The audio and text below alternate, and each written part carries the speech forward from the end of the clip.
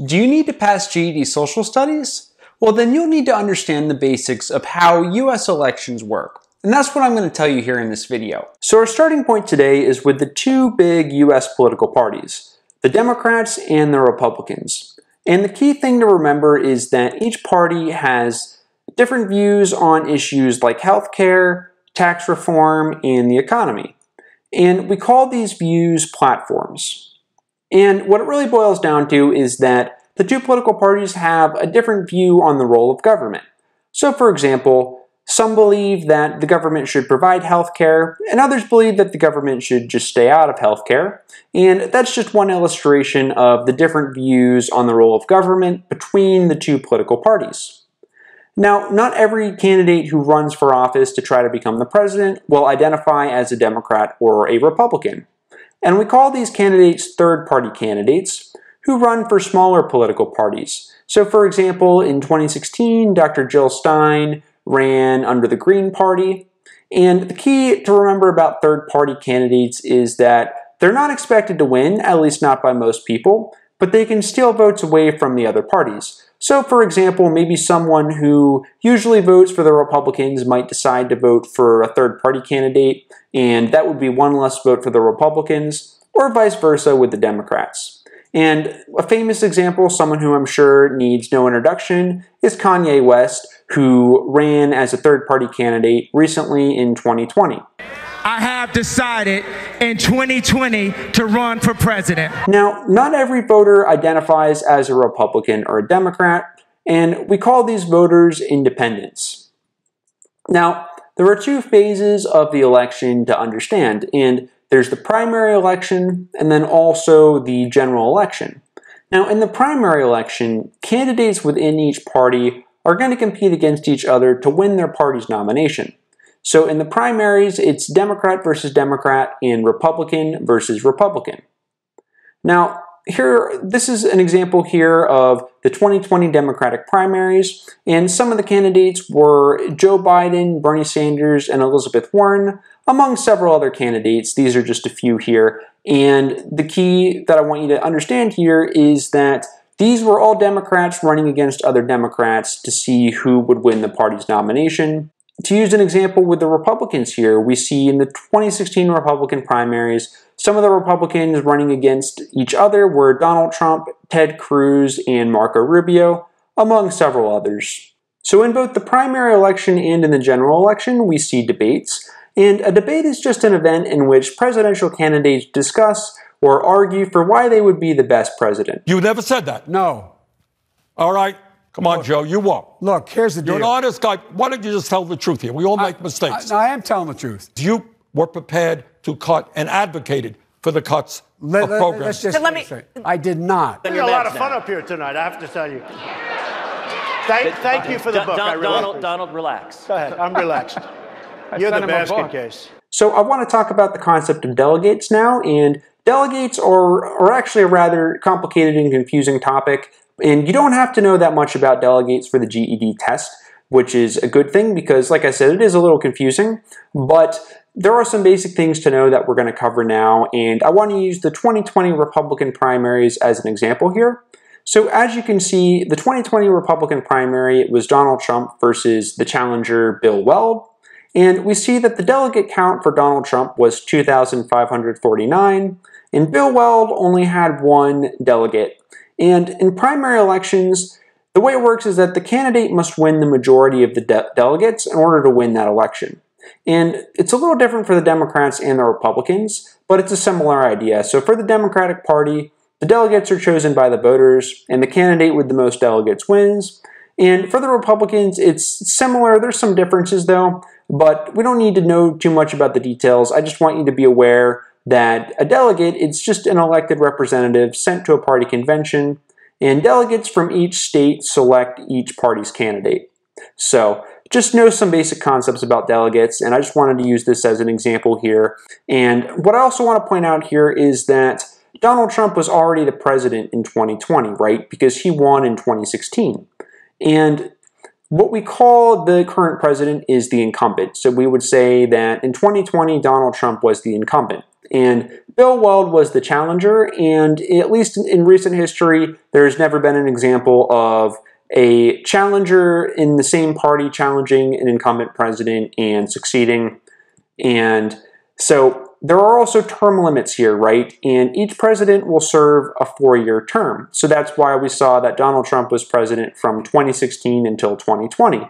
And the limit is 2 terms total. So that would mean you could serve 1 4-year term and then another 4-year term, which would be 8 total years that someone could be the president for.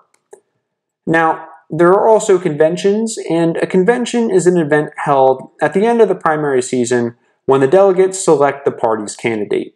Madam Secretary, Nebraska, the good life with great opportunity, the home of Silicon Prairie News, the University of Nebraska Cornhuskers, the #1 beef-producing state in the Union, a place where people find their happiness from honest work and where a person's word is their bond.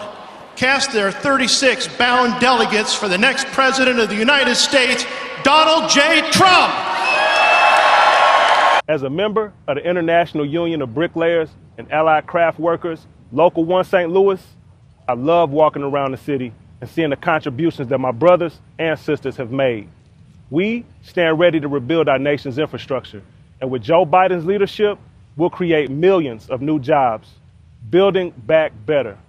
Missouri cast 28 votes for Bernie Sanders and 50 votes for our next president, Joe Biden. So here's an analogy that I think is really helpful. So if you like football, consider NFL football, right? So you have 2 conferences. You've got the NFC and the AFC. And so the teams in the NFC play each other all season, and the teams in the AFC play each other all season. And the best team from the AFC and the best team from the NFC are going to play each other for the Super Bowl. And so I've given some examples of some teams in the NFC and AFC. Maybe your favorite team, one of your favorite teams is up here, maybe not. But my favorite team, it should be no secret to anybody on this channel if you watch my videos, but I'm from Pennsylvania originally, and I used to live in Pittsburgh, so it's hopefully no secret who my wife and I cheer for. But anyway, just remember here that, again, in the primary elections, it's Democrat versus Democrat and Republican versus Republican. And in the general election, it's Democrat versus Republican. So another idea here that I want you to understand is opinion polls. And if you've been watching the news lately at all during this election season or just over the years, I'm sure you'll see polls on TV all the time on the news. And polls serve really 2 purposes that I want you to understand. And the first is that candidates and parties will use opinion polls to try to find out which issues matter the most to a large number of voters.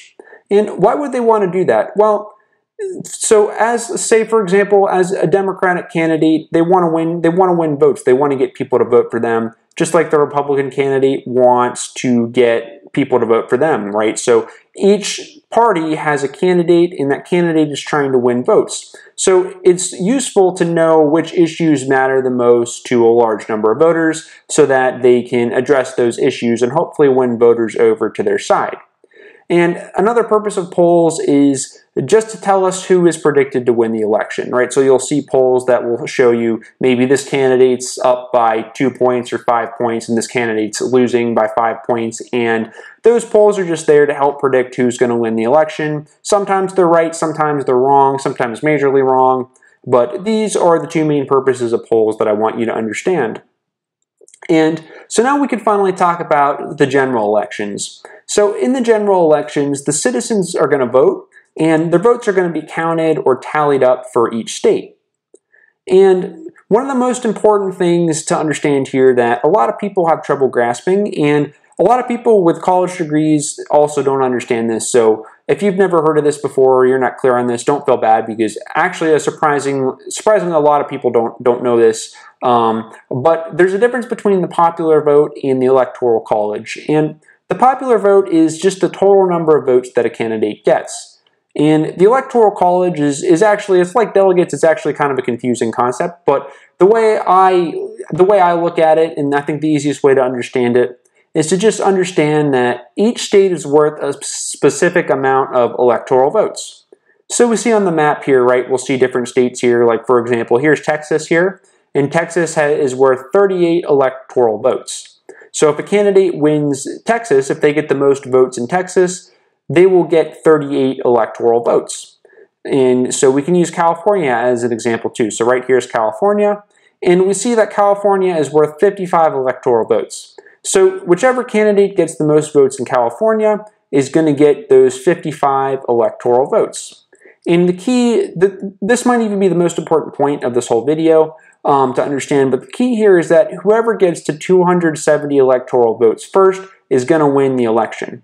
All right, so whoever gets the total number of votes overall, that doesn't necessarily mean that person is going to win the election, right? So the popular vote is just the total number of votes that the candidate gets, and you might get more votes overall. The candidate might win more votes overall, but still not win because they didn't get enough electoral votes. So whoever gets to 270 electoral votes first is going to win the election. It's not the total number of votes. So how do candidates reach the public? Well, there are many different ways, and one is advertisements like TV, radio, social media, and I'm sure during the last few months during this election here, you saw plenty of TV ads, heard radio ads, and saw ads for candidates all over social media. And also through public events like speeches and appearances, and these were somewhat limited this year because of the pandemic, but in previous years, candidates are much more active about going out and speaking and doing appearances and meet and greet type of events for people that are interested in voting for them, or at least hearing what the candidate believes. Another way is advocacy, and so for example, I'm sure you may have gotten calls or texts or even people coming and going door to door and talking about candidates and just asking if you're going to get out and vote for a certain candidate. And these people are often volunteers, and so this is the kind of advocacy work. And again, because of the pandemic, I didn't at least see that much door-to-door activity going on. I'm sure there was still some, but I remember back in 2016, I remember people going door-to-door and just knocking and asking who you were going to vote for and just trying to advocate for their candidate. And another way is the publicly held debates, which we've already talked about a little, but these are just some of the biggest ways that candidates will reach the public so that they can try to persuade people to vote for them. Now, another thing to remember here is fundraising, and what I want you to take away is that campaigning is expensive. In fact, it's very, very expensive, and fundraising is thus a key part of running for office. Now, running for office is expensive, and it often requires millions of dollars or even more than that, and with all the money that's required to run for office, many Americans feel that someone who makes a below average or even an average income or even slightly above average is not going to be able to afford to run for office. And this is just a key question that I want to leave you to think about here, just to give you some food for thought. Is too much wealth required to run for office? And is it fair that in many cases people with below average incomes or even average incomes are not going to be able to afford to run for president if they want to? Is that fair? That's just some food for thought I want to give you. And a lot of Americans believe that it's not fair. And we do have laws that restrict the amount of campaign contributions that candidates can receive. And we also have restrictions on PACs. And PACs are political action committees, and they basically function to raise money to influence elections and or the legislation. And we do have restrictions on how PACs run, but a lot of people feel that these restrictions don't go far enough, and they still feel that the amount of wealth and money it takes to run for office, it restricts a lot of people from being able to run. So just some food for thought here. And now it's time for a quiz here. Let's see how well you understood this material. Let's see what you know here. And don't feel bad if you don't get any of these questions right. The purpose of the quiz is twofold. So first, I want to help you test and see what you've learned, but also just by testing yourself and trying to answer these questions, it's going to help you remember it more and remember it longer. So hopefully you'll get a better score on your test. And the first question I have for you is, which political party has the most difficulty gaining support and is the least likely to win, but can steal votes away from the other parties? Is it A, the Democratic Party, B, the Republican Party, or C, the third party? So you can pause the video if you need to and take all the time you want to think about it, and then we'll go over it. Okay, hopefully you had a chance to think about this. The correct answer is C, third party. Moving on. So here's the second question now, and the question I have for you is, if a candidate wins Pennsylvania, Wisconsin, and Minnesota, how many electoral votes do they gain from these states in total? And so let me show you these states because I don't want you to have trouble answering this question if you're not sure where these states are. So right here, this state here is Pennsylvania that I'm showing. Right here, this is Pennsylvania. And so let me hop over here. So this state right here that I'm outlining, this is Wisconsin. So again, here we have Wisconsin. And right here, this is Minnesota. So again, I'm tracing right now, I'm tracing Minnesota. So one more time, quickly, here's Pennsylvania right here. Here is Wisconsin, and here is Minnesota. And I'd like you to tell me, if a candidate wins Pennsylvania, Wisconsin, and Minnesota, how many electoral votes do they gain from these states in total? So pause the video now, think about it, and then we'll go over it. Okay, let's go over it. So the answer here is 40, and the way you get that answer is just simply by adding them up, right? So Pennsylvania is worth 20 electoral votes, and Wisconsin is worth 10, Minnesota is worth 10. So we just add these up, and 20 plus 10 plus 10 is 40.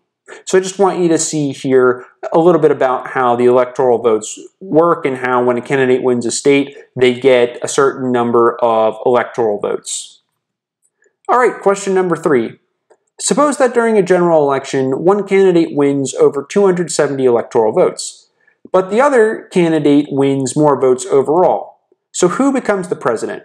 A, the candidate with over 270 electoral votes, or B, the candidate with the most votes overall. So pause the video, think about this, and then we'll go over it. All right, hopefully you had a chance to try this one. And the correct answer here is A, the candidate with over 270 electoral votes. And remember, earlier on in the video, I said that this is a really key point that I want you to grasp because this very well, all of this stuff is for a game for the GED test and it all might come up, but this is something that I think has a high chance of showing up. And that's this idea of the electoral college and electoral votes versus the popular vote. And so hopefully you see that A is the correct answer here. But if you had trouble with that, I'd recommend that you go back and rewatch that section of the video, or maybe just do a Google search and look into this a little further. But this is something that's really important to grasp. Okay, on to question 4 here. And we see here the question is, which funding source was the biggest? Now we see a chart here, right? We see a pie graph where it says funding for Democratic candidates in the 2020 primary. And we see in yellow, we see self-funding loans and other. Green is individual donations. And in red, or kind of a red-orangish color here, we see transfers and PACs. So I just want you to tell me which funding source was the biggest. So pause the video, think about this, and then we'll go over it. All right, let's go over it. And so the answer here is self-funding loans and other. And we see here, there's 2 ways to answer this question. You could just realize that this is yellow, and yellow takes up the most space here in the circle, and so therefore the answer is self-funding loans and other. Or you could just look at the number and see 62%, 62.2%, that's a bigger number than 35.7 and 2%. But hopefully this was a rather straightforward graphing question. So I just want to say thank you for watching. Your next step now would be to go check out my video on the US Constitution. That's really going to help you go further with your knowledge for GED Social Studies. Or check out my video on the best tips to help you pass GED Social Studies. Good luck on your test.